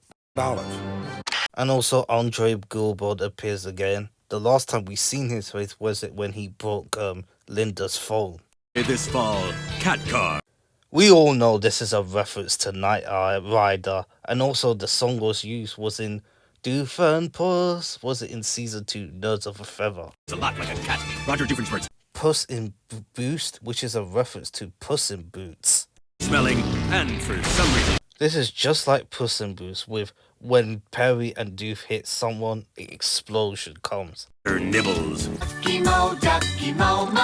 If you're watching this in Arial, this is actually the 11th time we see Doki Momo. But if you're watching this in production order, the last time we see Doki Momo was in Mommy, Can You Hear Me? Ducky Momo needs to get to the other side of the Dumbledown River. Find you! Yeah, right there! Of course, Ducky Momo is a reference to Dora the Explorer, which is very similar, and is in Nickelodeon. No, the other way! Oh, for Pete's sake! Just some old friends. Who are these guys from the truck with the mask with the things in there? Looks cool. And they have a logo on the shoulder. It a bit. Jeepers! That caught me off guard. You know that's a quote from Scooby-Doo used by Daphne Blake. Jeepers! Because we are ready for takeoff. And Baljeet breaks it, just like everyone in the video game, and the truck too. So lucky. That's D. Bradley Baker. We are here, probably fly to a little island I know. What? It is Dr. Ninja Baljeet, 6 years of ninja school. Yes, I just wish he could do ninja stuff in the show. I mean, in real instead of Ferb TV. Sports teams have some pretty funny names. That's the norm. Fridays at 8:30 p.m. Wow, there's another visual guide there. Douglas, folks. I'm honored. Looks like he's gone through skincare routine and the makeup. A lot of stuff put up by Susie. Susie, are you there? I like how we can see more of Susie's room with dollies, toys, a lot of things in the floor with the pants in it. Looks very nice detail for a little girl like her. Find my lucky baseball bat. Nothing in here that would be of any interest to you. How could Jerry not be suspicious as Norm is like a light? Acting kind of weird. No. Get out of my room. I like how Susie tells Jeremy to get out of his room while she smiles. That's kind of ironic there. I can make 5-minute frosting in 4 minutes. Who puts tofu in lasagna? I did my research, and yes, tofu works on lasagna. It may be just for a comedy joke for Buford to enjoy the misery of Goobord. Got it from your food. Listen. Fuck up. Get No, Cat Car. We've been all over Metroburg. saucer of milk? Does the cat in the car has litter or something or food? What are you doing out here? My lemonade stand. And I thought at first when I first watched it, Noel was under the table covered in cloth, but it turned out to be a real table. Holy guacamole. And Jerry still says holy guacamole. He said it once again, like before. It's just kind of strange. Time. We just lost a customer. Mustang, out of garbage. Raw sewage on the plate. Buford is literally Gordon Ramsay in this show, even though he's a kid. And even though Gordon Ramsay does appear later on in season 4 when he does voice, but we'll get there. Bad cat dog, bad cat dog. Poor Ducky Momo. This is like crazy. We've seen some couple of channels with the Ducky Momo, Buford being Gordon Ramsay, the parody of Knight Rider, also Baljeet being Dr. Ninja. There's a lot of things happening. Cry out loud, just turn around. Rotate your body. Poor kids, Ducky Momo's just going the wrong way and they don't listen. Me too. It's that girl from Skinny with us. And also, the voice is actually Sabrina Carpenter, who's gone on to do another show of Tom P. Marsh and Dan Provermeyer, Milo Murphy Law, as Melissa Chase. Periodic table. Boom. Murphy's Law. Boom. Hey, it's me. Did you bring us something fun to eat? Hey, meat carbonated goulash. It's actually a commercial of meat carbonated goulash. As you heard that song, that is from Kronk. For hire to spring clean. Featuring Quasar Pork Roll, Black Hole Ham Hunks, Death Ray Beef Segments, Spaceship Tofu, and Blue Chimpanzee DNA Replica Helix. I presume Meep says yes, and I hope you enjoy it, because he doesn't have the mustache translator there. It's the goulash with foam. It reminds me when Dewey ate the cake and he vomited. Bold, batteries not included, than most can in a lifetime. Along with Meep's one, this was also the commercial, the only two of it. Something greater than ourselves. Just like in the revival, I like how you can see the patches close up with the details, as Isabel has a star, a food with a fork and knife, I and love, all of that. As you get to see, Isabella was a different bowl, as in Candace Against the Universe, he doesn't have a bowl, and we did get to see it again in season 5 in Lord of the Firesides. The Ordinary. This is like Fireside Girls, but promoting military aganda. The Fireside Girl. Also have sleepovers. And yes, they did actually have sleepovers, but it turned out to be Isabella's nightmare. It's for middle school. Vance Ward hasn't seen him since season 1, was it when Doofer used the Uglionator? And there's Bob Weber, haven't seen him since they got married with Tiana Weber, Linda's sister. I wonder what happened to Tiana and Bob. And that is actually his last appearance. I hope we see them in the viral, maybe a cameo or something. Judge Sherm from the 80s band. I double checked his appearance, and that is actually his only appearance in season 3 of the Kimpu, as he's gonna get one episode that's centered around him. He's really gone, Sue. Miss that big guy. Okay, he's gone. You can come out now. Susie tricked Jeremy so that no one can hide, as he still is here. Holy guacamole! A handful. I know Susie appears in season 4 as a cameo, but this is actually the last time Cowie Walgan will ever do the voice of Susie. Until, if you're watching this in Ariel, this is actually the last time that Cowie Walgan will ever do the voice of Susie. Until like 12 and a half years later. Teaching's too hot. And I couldn't be prouder. Back the Earth at 9 o'clock tonight. Also, who's this little fella? Horse in the bookcase, and also the Mia gets mentioned again in season 5 in Tropey Mac Tropeface. Like a rat in a trap. Making mouse or trap puns. What is he looking at? Why is Ducky Momo stepping on the river even though it's not real? Which kinda bothers me. So it turned out that a big misunderstanding needed goulash. How many girls that Dr. Baljeet Ninja saved? This is another girl as we switched later on, which is kinda strange. Baljeet has Riz, but we'll get more of that in the future. I don't get it. What do you think of Ferb TV? I know Candace wants to bust Phineas and Ferb. I really like Ferb TV with the different channels there. I would watch it, but TV has become a dead medium now, as it's more focusing on live streaming on Amazon, Netflix, and Disney+. And it disappeared just like that. And Doofusworks is not even in this episode, so it could be Ferb pressing the button. Oh, there you are, Perry. Guacamole, you sure are a handful. And that is the first time in this Phineas and Ferb series, and maybe only in this episode, that Perry the Platypus haven't gone agent mode. I'm sorry, is this Studio A? You could hear his voice as he doesn't actually appear, so which doesn't count, as he hasn't appeared since Isabella and the Temple sat, when one of them focused on Professor Pooferpot, but I'm not gonna count that. That's as his own. But that's actually the first genuine appearance that he doesn't appear.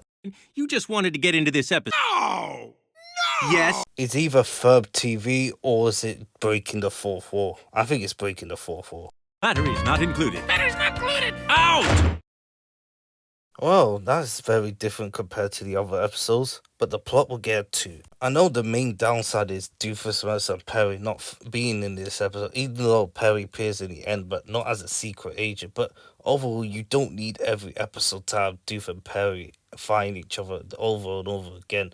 Sometimes it just gets boring, but overall, it's still needed. But it's mostly focused on Ferb TV with the other channel, focused on Dr. Ninja Balfi, beefing with a Gordon Ramsay type, the commercial of the Fireside Girl, Meat Goulash, Roger with the Knight Rider spin-off similar, and a lot of things. The character interaction in this episode is very fun, with Balji and Beaver doing their own television, and Susie with Norm with the gimmicks, and the comedy plays into like a real life sitcom, which is amazing.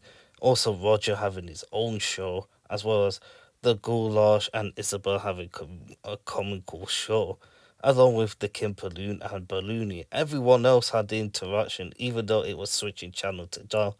Even Ducky Momo, what makes it very unique. I really like how they put a lot of effort into different visuals on Ferb TV, like Buford's cooking, Baljeet fighting the other guys with his ninja skills, the Meat Goulash, Isabella's commercial, Roger and the cat. A lot of things there with places to places, what makes it so intriguing, as it makes it so engaging, along with the other things that happening inside of Ferb TV.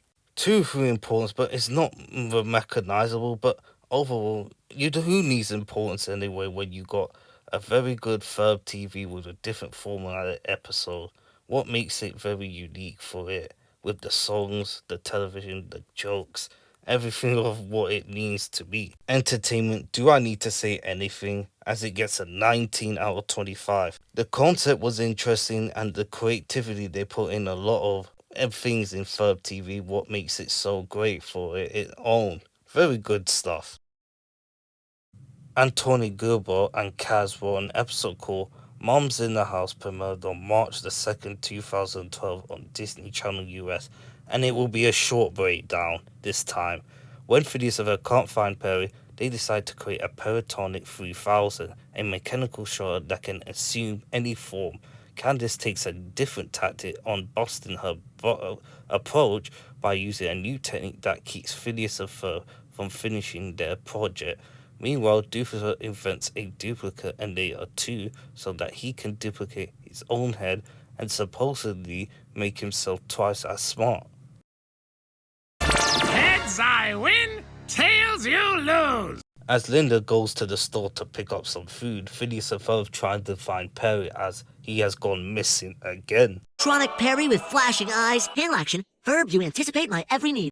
While Perry the Platypus flying like Batman to find Doofusworks' scheme until he fully completes the Nator. Duplicate the Nator too! You know what they say about two heads are better than one, right? While in Candace's point of view, she tries to bust them again, but this time taking a different approach. Oh, no, you're not. Can a big pie? Oh, can I give change? You busy bees, you're back on the clock.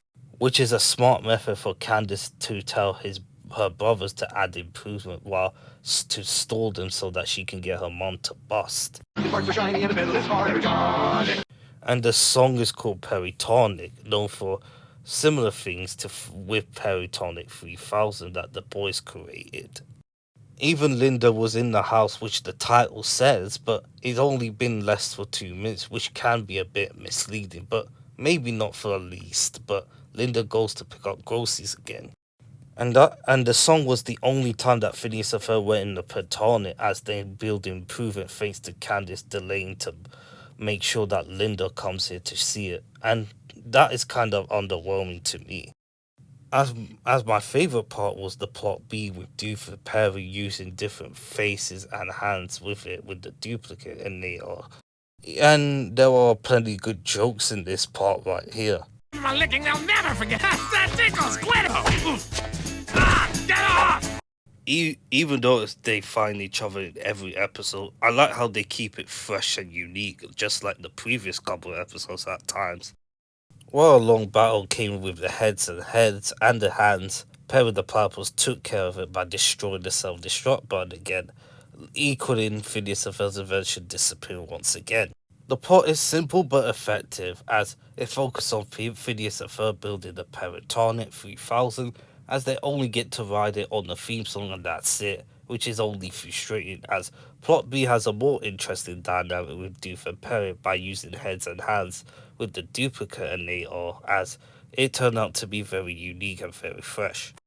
Everyone was well written in this episode, including Candace, who presented fresh ideas for Phineas and Ferb, which stalls the delay of Linda to bust, even though she failed once again. I really like how they keeping it fresh, just like many episodes. And same thing with season 5.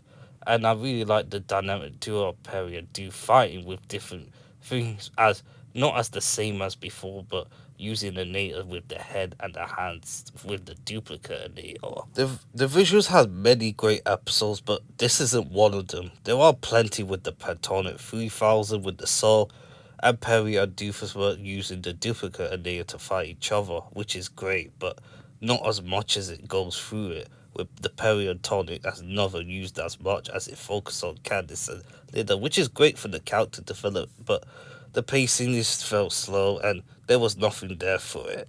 This episode has some good things, but it's not well remembered as many of the other episodes. Even though some episodes are not as important as it still is of the fandom or some memes in there, but this isn't one of them.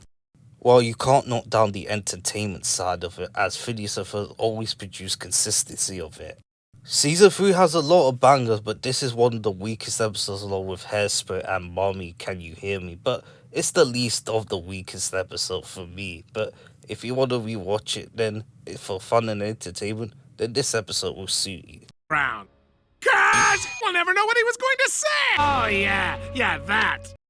The 9th episode of this video's breakdown, to finish it off, is called Minor Monogram, written by John Coulterberry and Kyle Mankey. Premiered on May the 11th, 2010 of Disney Channel US.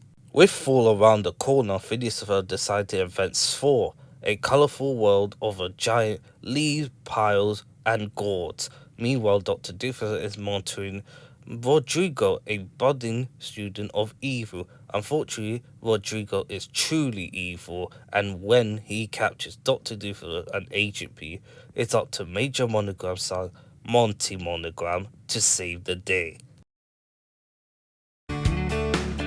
And we see a different angle of the Flynn Fletcher's house instead of the front side that was reused since season 1. Boy, it seems like summer flies by so fast. It'll be autumn. And autumn's in September. So in Doofus Mertz in Doof 101, he said, "Don't let the timeline fool you," which is in Doof 101, which starts in September. To school, baby! Man, look at Buford's impression. Is like, do I need to give you a wedgie right there for saying that? Great detail. Being giant leaf piles. Paused, and yet front face Phineas again. Another one. Pretty colors in the fall. Gods are great. What? I know what we should do today. Remember how we made Swinter? I really love that callback. I really love simple callbacks like this, like Swinter. And Swinter's actually was in July. And could this episode take place in July as well? Hey, where's Sperry? You're like the son I never had, unlike the son that I did have. I always feel bad for Carl every time Major Monogram treats her like this, and he doesn't get paid. Dad, come on. You know it's embarrassing when you brag about me by belittling others.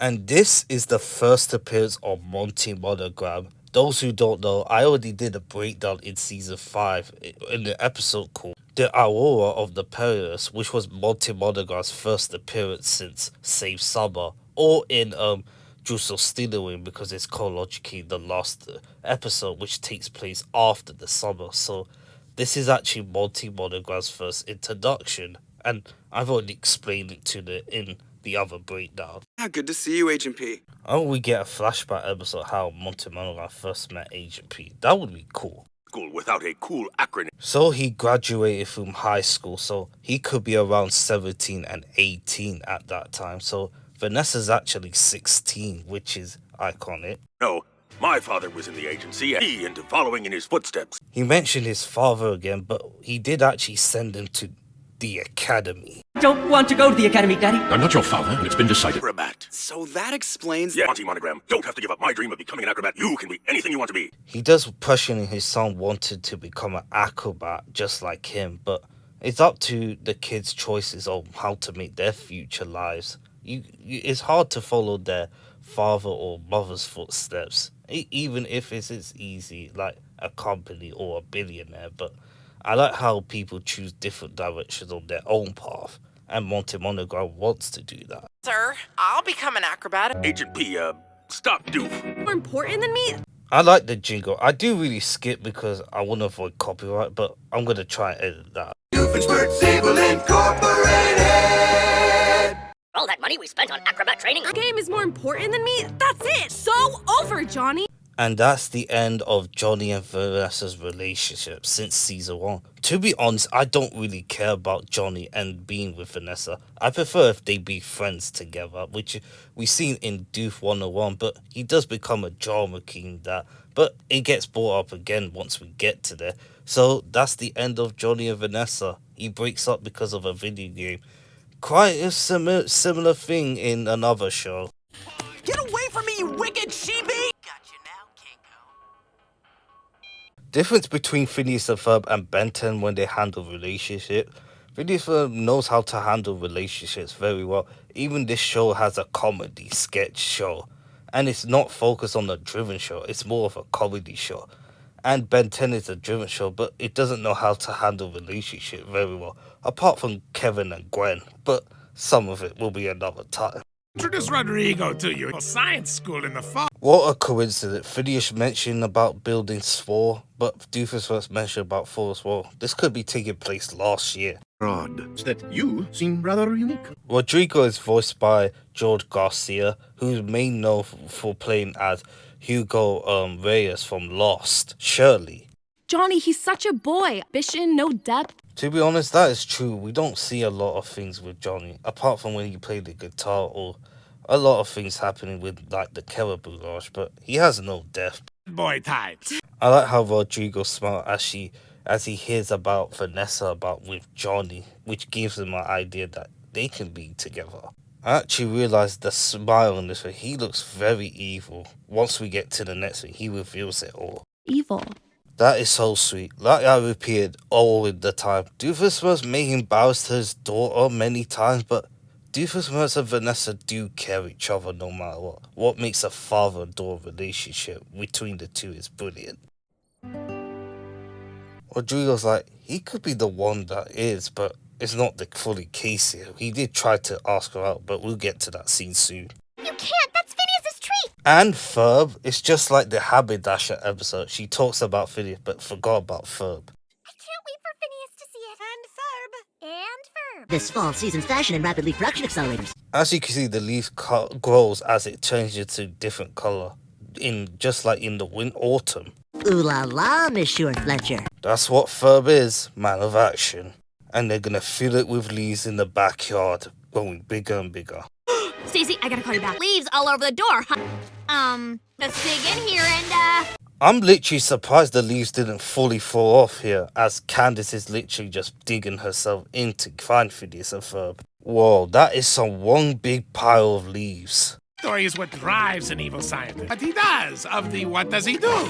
And we've seen evident in many episodes why Doofenshmirtz become evil. It's mostly because of his parents. And constantly playing in the background. You are the best. No tattoo! Well, Doofenshmirtz, in season 2 of Shade Purples, you got an evil tattoo, so why can't Vanessa get one? As the shadow overlapping Rodrigo, it comes out of it once the roof of Doofus Evil Incorporated opens, and look at that, how it slides in. As you can see, the background's designed very well. I'm really loving it so far. And you get to see all the details in Doofus versus Leia and in the movement there. That looks very, very well detailed and very well done. Time to be trapped! And he got trapped by using Vanessa's high heels. A real agent. Own daughter's fashion style. Pilgrim scuba diver. What size is it? I like how Vanessa's very short and she's very impressed of it. And she wants to know what size it. It looks bigger than that, but she does actually have cool high heel shoes. Fairly easy, no? Time for you to get through your evil scheme monologue. Well, that's true, but obviously Perry the Platypus can break out of it at times, or Doofus must help him with his stupidity or something. Will win, good or evil? By recent statistics, which it's pretty much good who wins every single time, no matter what. And we see that evident in nearly every episode where Perry the Platypus always defeats Doofus. But Doofus have won a couple of times, but it could either lead to setbacks or just distractions, like the jukebox example. He thought he won, but Roger was still enjoying himself, so there are some layers to it. Anyone would take over the tri-state area. How come you don't know about Perry the Platypus not wearing a hat and getting defeated by a plant while Dr. Doofus, his second dimension, took it with ease? I was in school and I was hoping to show you... Master, a few of my little ideas. I like how the music plays while Rodrigo. I wonder if we hear that music again, but I'll keep a lookout. Through here, you'll no longer have to battle this inept loser. I plan to get rid of both of you. He's gonna kill Doofus and Perry? Wow, that is just wow. I remember I haven't seen that in season 1 in Phineas and Ferb Boston, was it, when they had chains on them? But they didn't die from it, but that is pretty dark right there. Here, at the top. And Buford made gold helmets. He is so sweet, even though he's a bully, and he fully develops in the future, but I like it. Exactly how does this capture my essence? Kidding around, Isabella? Even though Isabella's sweet and all, I like how Phineas siding Buford and tells him to stop killing, which is hilarious. Before Phineas grabs to his brother's house, you get to see Phineas grabs Isabella's hands first. First sign of Finabella. The song is called Sphere, as Phineas and Ferb and the gang is about to join a lot of leaves, which is Sphere, which is very similar to Swinter, but it's different. I really love how the leaves drop with the sliding things with the leaves going through. Great animation. Phineas holding Isabella's hand as they dance each other. More Finabella. Man, if I was in the leaves, I would be throwing stuff. As you can see in this part when I screenshot it, the place of the background looks out of focus while Candace and the leaves are in focus. Looks like Rodrigo puts a new trap on Perry the Platypus along with her. That's a good way to do that. Perry the Platypus doesn't try like nah. He does a different sound. He does the same sound like and stops right there. That's a cool. I've seen. So, you didn't by any chance make a left? Oh yeah, Vanessa puts a new heel of her shoe on her feet there, but she doesn't know she is stuck until we get to that point. Whoever heard of such a thing? This looks pretty serious. And Carl's taking gymnastic lessons with Major Monogram. And Monty Monogram runs away knowing that he has to help Agent P. I really love it. He's stuck and now he's going to help him. Agent P can handle himself at times, but he knows when it's serious, you just call him in. Precise locations, the entire tri-state area sit up into the sky to return it until they make me their leader. And that's another episode where Doofus is trying to become leader, and that's actually a good idea. Just put it up there and make sure that until Doofus must become leader of Danville, trying to rule it. And the tri-state area is huge. We see many of Jefferson County and other cities, and we still get to see Doofus Evil Incorporated there. Who would even consider that a possibility? Tell that for real. Dad! You've got to be kidding me! You should not have replaced that. If you didn't, then you would have rescued your father and probably just stopped Rodrigo, but that's not the case. Your propellers. Literally, tear the tri-state area apart! Destroy the tri-state area? What exactly will you have left to take over? And Doofus is right. If you destroy the tri-state area, then it will be leaved to ashes with dust, and no one will be able to take over. He will repeat that sentence again when Norm tries to destroy everything in Danville in Norm Unleashed, but we'll get there at some point. The world. Over the world? It's crazy. That's almost left boot trap crazy. You're right, that would be crazy. Imagine Doofus at D2 take over the world instead of the Tri-State era. He would be more unmatched, but he's right. If you take over the world, then you have governments getting involved, people around the world being scared. That would be like crazy. You with the one boot, that's what's crazy. I'll let you get a tattoo in pairs, like people. Vanessa's already been to Paris, and to go with Vanessa in Paris, someone's already beating you to it. I don't work for him. That's my father, you dweeb. Yeah, I know. What a right? Man, I like how the scene plays dramatic as Danville's gonna be destroyed. Here he comes. As Rodrigo's lost, you get to see Monty Monaghan knees him as he jumps down with the jetpack. That's a cool entrance. That's badass. Like father, like son. And Perry the Platypus smiles seeing Monty kicking Rodrigo's ass. Googly moogly, combining fighting evil with acrobatics in my face the whole time. That's my boy. And Francis Major Monaghan gives a compliment to his son. Very, very lovely right there. And Vanessa's helping Perry to get out of the trap. Very helpful. Imagine Buford didn't have a golden helmet. Candace will be having brain damage or maybe concussion. Eating candy apples. I eat candy apples too, but only for Halloween, which is coming up next month. Perry the Platypus going for a Superman pod. Look at that pose. I really like how you see the Flynn Fletcher's house in a different view in the front, less like before, and the leaves are about to go down. Get within a massive pile of leaves in the backyard. It's just a pile of leaves, Candace. There's no adventure there apart from one. As you can see, Doofus leaves blows away along with the trees there in the background, which falls away with the backyard as well. This is another well done detail. No leaves? No nothing? We do, thanks. Nice gourd helmets, though. I like how Linda's complimenting about the gold helmet, but she doesn't know who built it. It is Buford, but she should have asked them. Oh, who's up for Sprummer? Well, we didn't get Sprummer, but at least we have Stabby Bath Pain, which is 10 times better than what Sprummer's gonna do. Hey, you got it from here, Agent P. I like how he salutes him back. Well, Monty Monaghan doesn't, even though he's like, you got it, Agent P, so it's good. I thought you liked Bad Boy. And we don't see Rodrigo again, even though he's a different motivator compared to Doofus. I would like to see him again in the future. I'm over it. A good guy.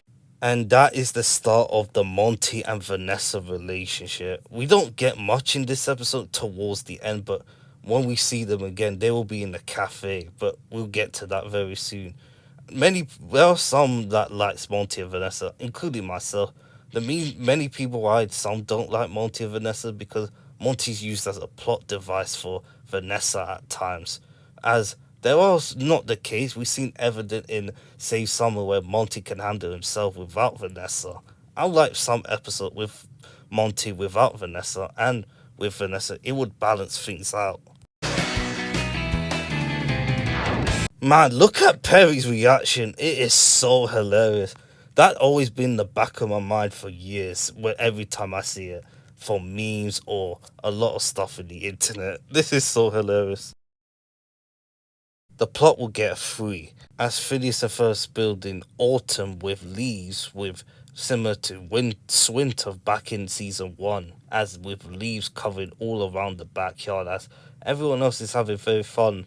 And to be honest, it is the weakest part of the episode, but I still really enjoyed that part, including the song. But the main focus was on Monty Monaghan's debut, as we get to see he joined the high school with Core Alkalim, as he wants to fight evil just like his dad, and Vanessa breaking up with Johnny, as Rodrigo wants to take over the world and destroy the tri-state area in Doofus' expense.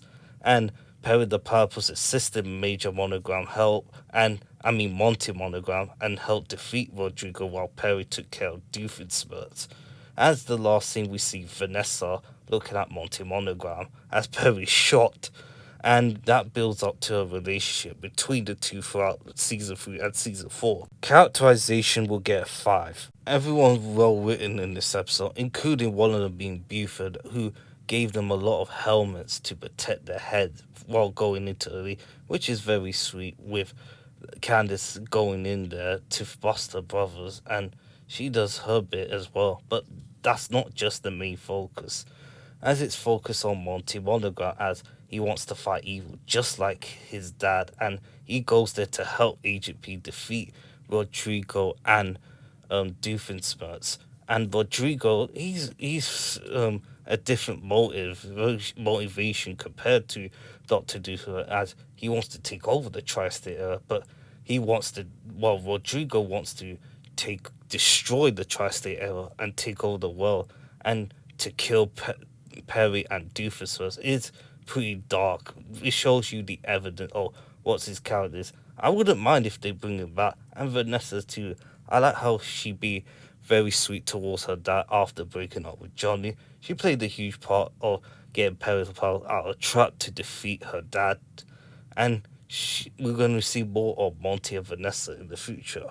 Visuals is a 5. There's a lot of things with the acrobatics, the songs for Monty versus Rodrigo, the jokes, a lot of things that are good in this episode. Importance, it's a 3. I don't want to rank it too high, but this is actually the first introduction of Monty seeing Vanessa for the first time, which builds up to later episodes in the future. But that's not just the point, with more evident than that in this episode. Entertainment is a 5, and it gets a 21 out of 25. And that's the perfect way to end the 9th episode of this breakdown, as I break down a lot of episodes in this video, and there are a lot of good episodes, but this is one of them.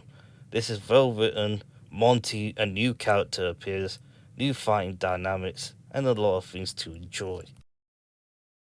In the remains of the Platypus, Zach Moncrief directed his last episode before going to work on other shows, including Be Cool Scooby-Doo. In Monty Monogram, this was actually the last time that Dan Provine ever directed an episode of Phineas and Ferb. In Minor Monogram, Rodrigo offers Vanessa to get a tattoo to come in to rule the world, which is similar to what Darth Vader said to Luke Skywalker. Me, and together rule the galaxy as father and son. Join me, Vanessa, and together we will take over the world. I'll let you get a tattoo. I think boots should come in pairs, like people.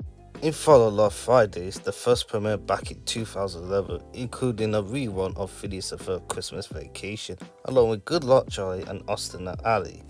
I did a poll on which scenes of Phineas and Ferb will give you nightmare fuel, as Candace's suit got 81%, which is not a surprise, as 39 votes were coming in this side and it turning into a workout with 77%. 40% is turning to a pharmacist, 10% was becoming a vampire, becoming a baby-headed 13%, as Ducky Momo coming alive is 5%. I'm surprised that turning into a pharmacist got a 14%. For me, it should have been higher. Imagine you turn into a pharmacist and you become one of them. Imagine rain doesn't happen. You become permanently forever, which is scary, but you just can't beat the Candace suit. I'm going to do another poll on which Perry the Platypus's team up is good. Stacy, Monty Monogram, Heinz Doofenshmirtz at times, and Lala Blueberry. Let me know in the community tab when it goes live, but until then, hope you have a fantastic day. As always, see ya.